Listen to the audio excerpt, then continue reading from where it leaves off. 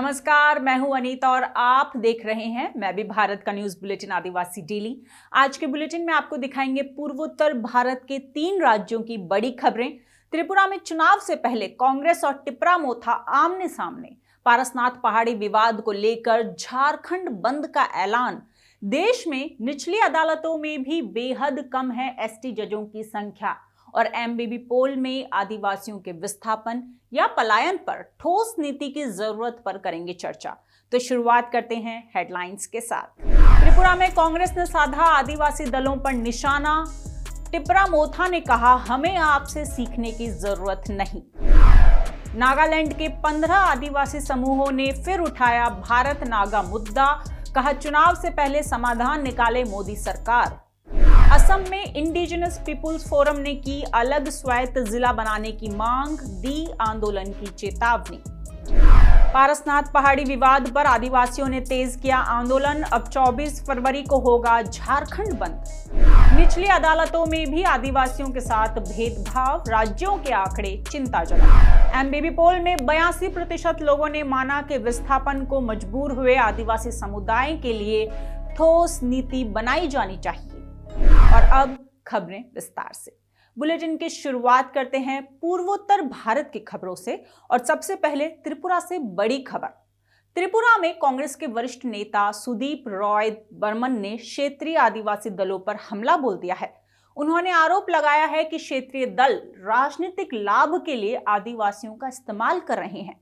राज्य में कांग्रेस के इकलौते विधायक बर्मन ने धालाई जिले के कर्मचेरा में एक कार्यक्रम में कहा कि Tripura Upajati Yuva Samiti, Tripura national volunteers, national socialist party of Tripura और indigenous peoples front of Tripura जैसे आदिवासी दल और संगठन राज्य के आदिवासी लोगों की भावनाओं के साथ खेल रहे हैं। कांग्रेस नेता ने कहा कि 2018 विधानसभा चुनाव में ये सब टिपरा लैंड के बारे में था। आईपीएफटी के सत्ता में आने के बाद टिपरा लैंड को भुला दिया गया। अब इसमें एक नया शब्द जुड़ गया है, ग्रेटर टिपरा लैंड। इससे लोगों को क्या फायदा होगा? कोई भी वास्तविक समस्याओं को हल करने की कोशिश नहीं कर रहा है। बर्मन ने आदिवासियों के लिए सुरक्षित पेयजल, बिजली, स्वास्थ्य देखभाल और शिक्षा की कमी जैसे मुद्दों पर ध्यान देने की बात कही। आपको बता दें कि ग्रेटर टिपरा लैंड की मांग हाल ही में बनी टिपरा मोथा पार्टी द्वारा की गई है। प्रद्योत किशोर देव वर्मा इसके अध्यक्ष हैं। पार्टी हाल ही के दिनों में राज्य में काफी चर्चा में है। सभी पार्टियां गठबंधन के लिए टिपरा मोथा को लुभाने की कोशिश कर रही है। कांग्रेस नेता सुदीप बर्मन सत्तारूढ़ मोर्चे पर बीजेपी विरोधी दलों के बीच रणनीतिक समझ का आह्वान करने वाले पहले नेताओं में से थे। हाल ही में 5 वामपंथी राजनीतिक दलों CPIM, CPI, all India forward block, revolutionary socialist party, CPIML ने कांग्रेस के साथ मिलकर लोगों से बीजेपी के कुशासन के खिलाफ एकजुट होने की अपील की थी। And as far as the tribals are concerned, how the BJP betrayed the tribal segment despite having alliance and gained tremendously. They could not have formed the. अभी इस मसले पर हमारी पार्टी में बात नहीं हुई है, लेकिन जहां तक आदिवासियों का सवाल है, पिछले विधानसभा चुनाव में बिना आदिवासियों के समर्थन के बीजेपी सत्ता में नहीं आ सकती थी। लेकिन बीजेपी ने सत्ता में आने के बाद आदिवासियों के साथ धोखा किया है और ये सबके सामने है। जहां तक सवाल है आदिवासी मुख्यमंत्री बनाने का, तो इस तरह के मसलों पर चर्चा होगी और होती रहती है।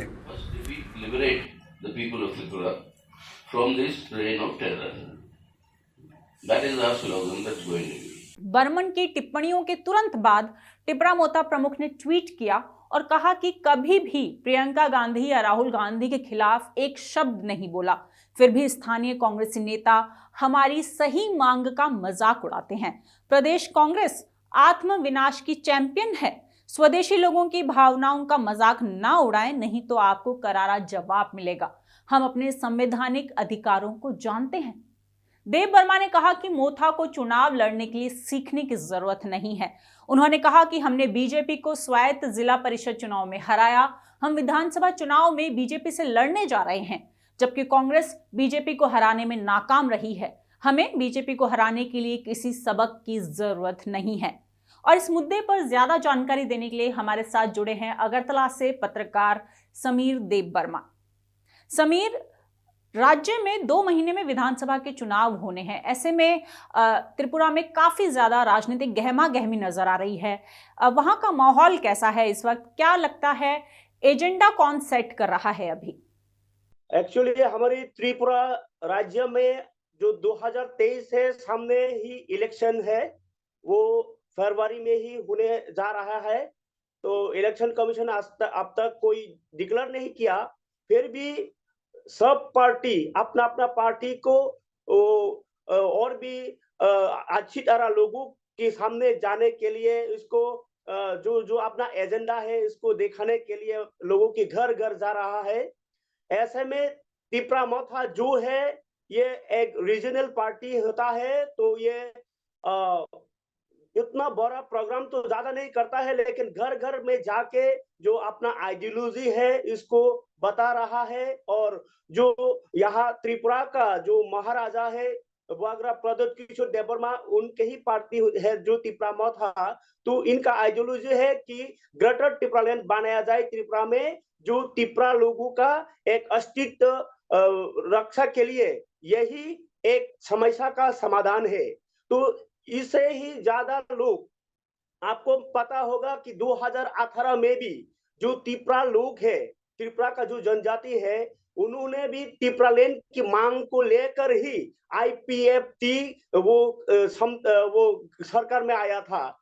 तो उसी लोग अभी जो त्रिपुरा मोथा ग्रेटर त्रिपुरा लैंड का मांग कर रहा है, उसी पे सब लोग आकर्षित हो रहा है, क्योंकि इसका मतलब ये हुआ कि 2018 में IPFT को सत्ता में लाने के लिए जो लोग भूत दे के गवर्नमेंट बनाया है, वही लोगों ने अब वहां से मुंह फिर के त्रिपुरा मोथा में आ गया है। इसका मतलब लोगों का मांग ग्रेटर त्रिपुरा लैंड है, तो मतलब सेपरेट स्टेट है। इसीलिए आजकल जो IPFT है उसका कोई सत्ता नहीं है, लेकिन जो MLA है, MDC है IPFT का, वो गवर्नमेंट में है, लेकिन जो पब्लिक है अब सब त्रिपुरा मोथा में आ गया है। जो ST का सीट है वो 20 होता है, वो 20 में 20 ही वो पिछली चुनाव 2001 में TTAADC में भी इलेक्शन में त्रिपुरा मोथा ही जीतकर सत्ता में है अभी जो TTAADC में। इसका मतलब ये हुआ कि सब लोगों का मांग ग्रेटर त्रिपुरा लैंड ही ज्यादा हो रहा है चर्चा।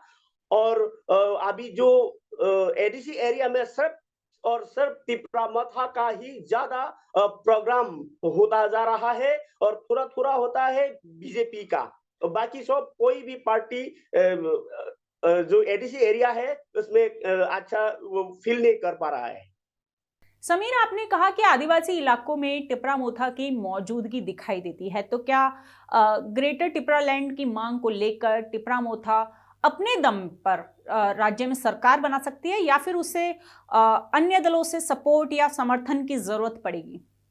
हाँ, ये बहुत बड़ा क्वेश्चन है, क्योंकि त्रिपुरा में विधानसभा में सिर्फ 60 सीट है, तो उसमें से 20 सीट ही ADC एरिया के लोगों के लिए, वो चुनाव जीत भी जाए, वो 40 बाकी है, उस पर ही वो किसका दखल है इसके ऊपर डिपेंड करता है।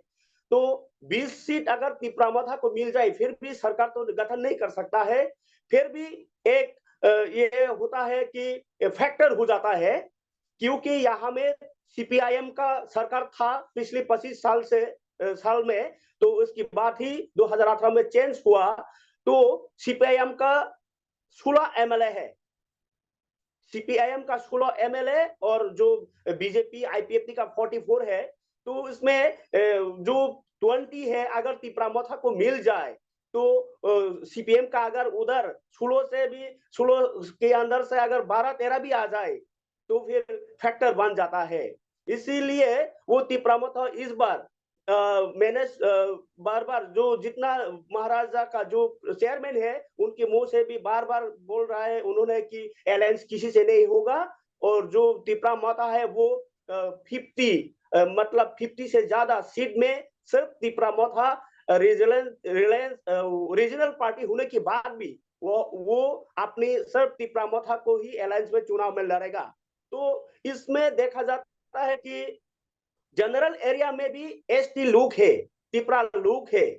अगर कुछ कुछ सीट ऐसा भी है कि अगर उधर का जो तिप्रा लोग है, जनजाति लोग है, वोट ना देता तो कोई सरकार नहीं भी आ सकता है, मतलब फैक्टर होता है। तो ऐसे ऐसे सीट चुनकर तिप्रा मोथा जो वो कंटेस्ट करने जा रहा है, तो इसमें ऐसा भी लोग सोच रहे हैं कि हो सकता है कोई बीजेपी और सीपीआईएम, तृणमूल, बीजेपी मतलब कांग्रेस अगर बात कर दे तो बहुत फाइट मतलब बहुत ये होगा, फैक्टर हो जाएगा। क्या इस बात की संभावना है कि चुनाव परिणाम के बाद कांग्रेस और लेफ्ट सरकार बनाने के लिए टिप्रा मोथा को समर्थन दे दे? क्या पोस्ट इलेक्शन अलायंस के लिए टिप्रा मोथा के दरवाजे खुले हैं? हाँ, ये संभव है। अभी तो क्लियर कट बोल दिया है जो तिप्रामथा का चेयरमैन बुआग्रा प्रदोत किशोर देवबर्मा ने कि किसी से अलायंस नहीं होगा। इसका मतलब ये नहीं कि इलेक्शन के बाद पोस्ट अलायंस जरूर हो सकता है।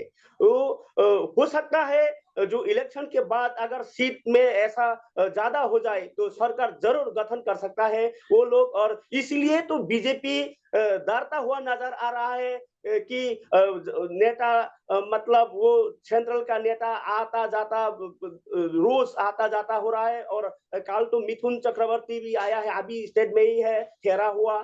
तो ऐसा लोग स्टार लोगों को आकर प्रचार कर रहा है। मतलब क्या है, अपना सरकार है फिर भी प्रचार वो किसी और राज्य से लेकर स्टार लोगों को लेकर कर रहा है। और जो मुख्यमंत्री है डॉक्टर मानिक शाह जी, उन्होंने भी अपनी सीट में 2-3 महीने पहले ही इलेक्शन होकर चुनाव हुआ, फिर भी वो दूर करने जा रहा है, कर रहा है। तो इसका मतलब सीट में कंफर्म नहीं, ऐसा लोग सोच रहे हैं। और हम भी देख रहे हैं कि बीजेपी में ज्वाइनिंग इस बार नहीं हो रहा है, सिर्फ तिप्रामोथा सीपीएम और कांग्रेस में ज्वाइनिंग ज्यादा देखा जा रहा है। कुछ दिन पहले ही मैं भी भारत की टीम अगरतला में सीपीआईएम के राज्य सचिव और बड़े आदिवासी नेता जितेंद्र चौधरी से मिली थी। उन्होंने हमारे पॉलिटिकल एडिटर चित्रता सान्याल से बातचीत में ये माना कि वो टिप्रा मोथा और कांग्रेस दोनों से बातचीत कर रहे हैं। हालांकि चुनाव से पहले कोई गठबंधन बन पाएगा, इस पर उन्होंने कुछ नहीं कहा। जैसे आपने कहा कि आपके नंबर 1 एनिमी बीजेपी है, तिप्रा मोथा भी कुछ ऐसा ही कह रही है कि इस बीजेपी के सरकार को हटाना है। अगर आपके गोल दोनों के एक हैं तो क्या कोई प्रीपोल हो सकता है या पोस्ट पोल अलायंस की जगह? हम अभी प्रीपोल भी नहीं बोल रहा हूँ, पोस्ट पोल नहीं बोल रहा हूँ। Law and order, rule of law, democratic environment, इसको पहले हम साबित कर पाए, सेमीफाइनल जीत पाए, ऑटोमेटिकली तब फाइनल का सवाल आएगा। तो ये हम बातचीत कर रहा है और त्रिपुरा मोथा और कांग्रेस से बहुत पॉजिटिव रिस्पांस हमको मिल रहा है। तो ये कैसे हमको फाइनल में ले जाए, थोड़ा इंतजार करना होगा। ये पूरा इंटरव्यू आप हमारे YouTube चैनल पर भी देख सकते हैं। और अब त्रिपुरा से चलते हैं नागालैंड। नागालैंड के 15 आदिवासी हो यानी निकायों ने विधानसभा चुनाव से पहले एक बार फिर भारत नागा मुद्दे को उठा दिया है। आदिवासी निकायों ने नरेंद्र मोदी सरकार से इस मुद्दे का सम्मानजनक समाधान निकालने की मांग की है। मंगलवार को जारी एक विज्ञप्ति में आदिवासी निकायों ने केंद्र पर निशाना साधा और कहा कि मोदी सरकार चुनाव से पहले मीठी मीठी बातें करके नागा लोगों को धोखा देती रही है। इसमें कहा गया कि अगर केंद्र सरकार गंभीर और ईमानदार है तो बिना देरी के वो इस मामले को गंभीरता से देखती। आदिवासी निकायों ने बताया कि इस मुद्दे पर वार्ता के लिए उन्होंने वार्ताकारों से मुलाकात की थी और यहां तक कि साल 2021 में एक प्रतिनिधित्व के माध्यम से प्रधानमंत्री नरेंद्र मोदी को इस मांग के बारे में अवगत कराया गया था, लेकिन अभी तक सरकार ने इस मांग पर ध्यान नहीं दिया है। इससे पहले नागा पीपुल्स फ्रंट ने केंद्र सरकार पर दशकों पुराने नागा राजनीतिक मुद्दे को टालने का आरोप लगाया था। एनपीएफ विधायक दल के नेता कुजुलुजो नेनू ने कहा था कि केंद्र सरकार दशकों पुराने नागा राजनीतिक मुद्दे का समाधान निकालने के लिए गंभीर नहीं है। हाल ही में 6 जनवरी को गृह मंत्री अमित शाह राज्य में एक दिन के दौरे पर आए थे और वहीं प्रधानमंत्री नरेंद्र मोदी भी इस महीने राज्य का दौरा कर सकते हैं।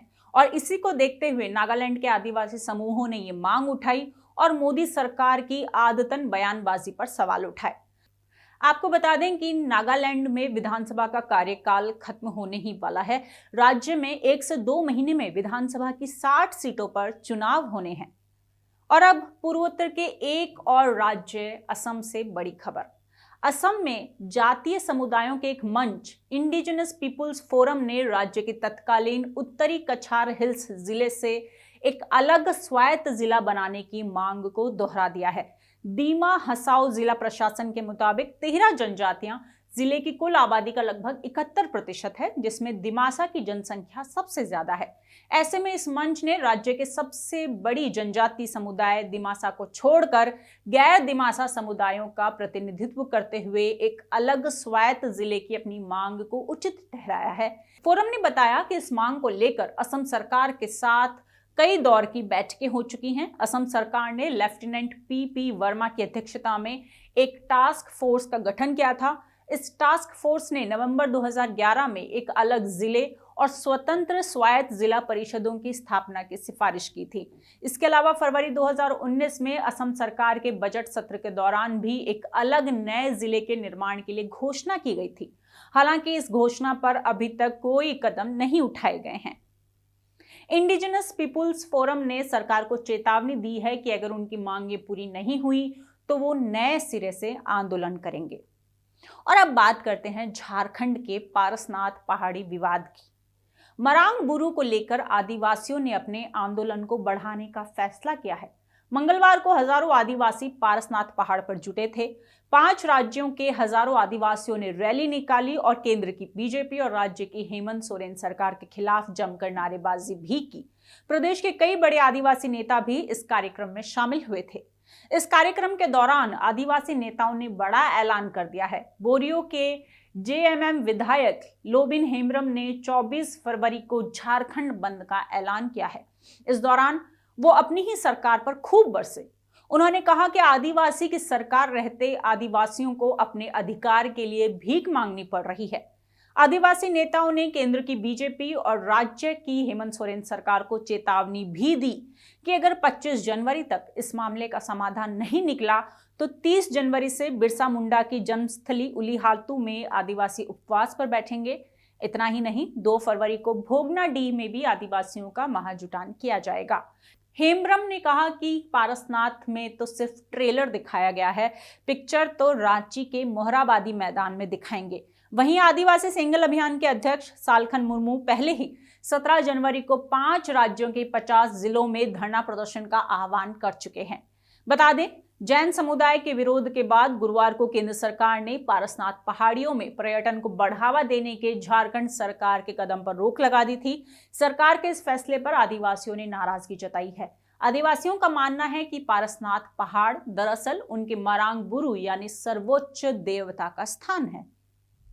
और अब बात करते हैं न्यायपालिका में आदिवासी प्रतिनिधित्व की।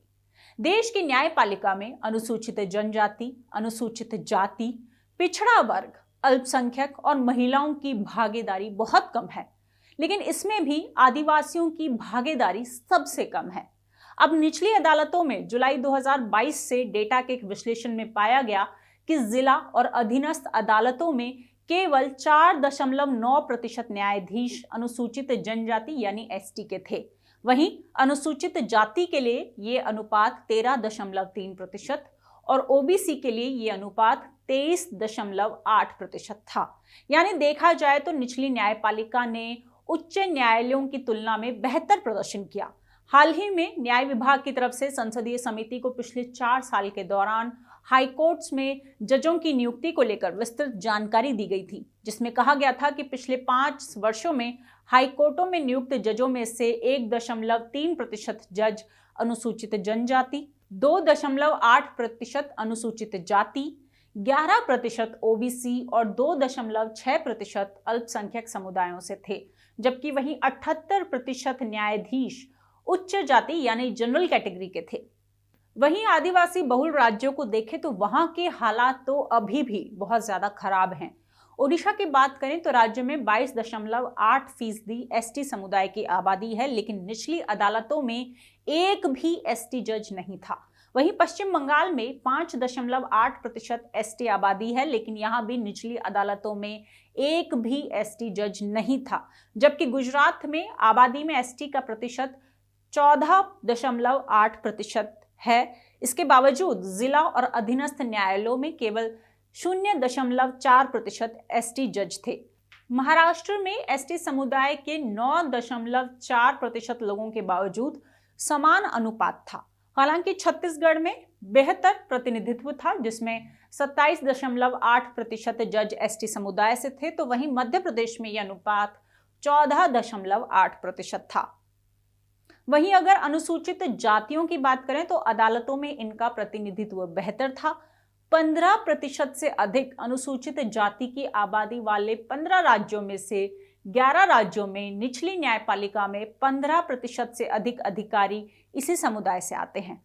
इन आंकड़ों से साफ पता चलता है कि देश की न्यायपालिका अभी भी समावेशी और सामाजिक रूप से विविध नहीं बन पाई है।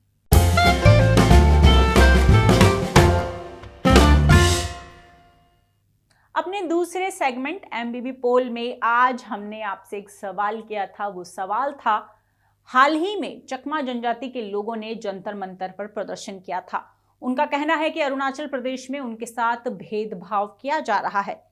वहीं असम में टी ट्राइब कहे जाने वाले समुदाय भी कहते हैं कि उनके साथ भेदभाव होता है। देश में जो आदिवासी समुदाय पलायन या विस्थापन को मजबूर हुए हैं, उनके लिए एक ठोस नीति बनाए जाने की जरूरत है। आपकी राय क्या है? इस सवाल के जवाब में हमने आपको 4 ऑप्शन दिए थे। इसके जवाब में सबसे ज्यादा यानी 82% लोगों ने माना कि आदिवासी समुदाय के साथ भेदभाव एक बड़ा मसला है। वहीं 10% लोगों का मानना है कि इस मामले पर सर्वेक्षण होना चाहिए, जबकि 6% लोगों के मुताबिक ये कुछ ही समुदायों का ही मामला है और 2% लोगों ने पता नहीं का ऑप्शन चुना। लेकिन हमने ये सवाल क्यों पूछा था? 8 जनवरी यानी रविवार को नई दिल्ली स्थित जंतर मंतर पर चकमा जनजाति के लोग जमा हुए। ये लोग करीब 3000 किलोमीटर दूर अरुणाचल प्रदेश से दिल्ली इसलिए आए कि वो अपनी व्यथा लोगों और सरकार को बता सके। दरअसल चकमा जनजाति के लोगों को अरुणाचल प्रदेश के निवासी होने का प्रमाण पत्र दिए जाने का फैसला रद्द कर दिया गया है। इसी तरह से असम में जिन आदिवासी समुदायों को टी ट्राइब के नाम से जाना जाता है, उन्हें आज तक जनजाति का दर्जा ही नहीं मिला है, क्योंकि उन्हें असम का मूलवासी नहीं समझा जाता है। आदिवासियों के मामले में ये एक बड़ा मसला है जो बार बार संसद में भी उठता रहा है। संसद के शीतकालीन सत्र में भी ये मामला उठा था। इसलिए जरूरत इस बात की है कि आदिवासियों से जुड़े इस मसले पर नीतिगत फैसले लिए जाएं, क्योंकि आदिवासी बड़ी संख्या में पलायन को मजबूर होता रहा है या फिर उसे विस्थापित होना पड़ा है। ये उनको संविधान की सुरक्षा देने के लिए बेहद जरूरी काम है।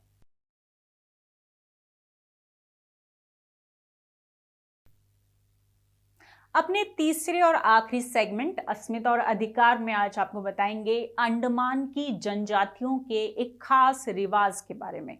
क्या आप जानते हैं कि ये आदिवासी अपने चेहरे और पेट पर सफेद और लाल रंग क्यों लगाते हैं? हम आपको बताते हैं। आपने अंडमान के जारवा, ओंग या सेंटिनली आदिवासियों के बारे में तो जरूर सुना होगा। इन आदिवासियों के बारे में कहा जाता है कि ये आदिवासी अंडमान और निकोबार के द्वीपों पर करीब 70,000 साल से रहते आए हैं। इन आदिवासियों के बारे में कई तरह की धारणाएं मिलती हैं, लेकिन अब इन आदिवासियों से जुड़े कई शोध भी उपलब्ध हैं। आप जब इन आदिवासियों की तस्वीरें देखेंगे तो पाएंगे कि उनके चेहरे या पेट पर वो सफेद या लाल मिट्टी पुती होती है। ये आदिवासी ऐसा क्यों करते हैं, इसके बारे में लंबे समय तक भ्रम की स्थिति बनी रही। जारवा और दूसरे आदिवासी समुदायों की इस परंपरा के बारे में तरह तरह के अंदाजे लगाए जाते रहे थे, लेकिन अब बताया जाता है कि ये आदिवासी खाना खाने के बाद सफेद या लाल मिट्टी को सूअर की चर्बी में मिलाकर पेट या चेहरे पर लगाते हैं। ये एक तरह से कुदरत को भरपेट खाना उपलब्ध कराने के लिए धन्यवाद देने जैसा माना जा सकता है। अंडमान के आदिवासी समुदायों की खास बात यह है कि ये आदिवासी समूह में खाने की तलाश में जंगल में निकलते हैं। इनके खाने में जंगली कांदे, शहद, जंगली सूअर और मछली पसंदीदा खाना होता है। और ये था आज का हमारा आदिवासी डेली बुलेटिन। अगर आप हमसे जुड़ना चाहते हैं तो नीचे दिए गए व्हाट्सएप नंबर पर हमें मिस कॉल जरूर दें। अगर आप कोई सुझाव हमें देना चाहते हैं तो कमेंट बॉक्स में लिखकर बताएं। इस वीडियो को लाइक जरूर करें और मैं भी भारत के यूट्यूब चैनल को सब्सक्राइब करना ना भूलें। धन्यवाद।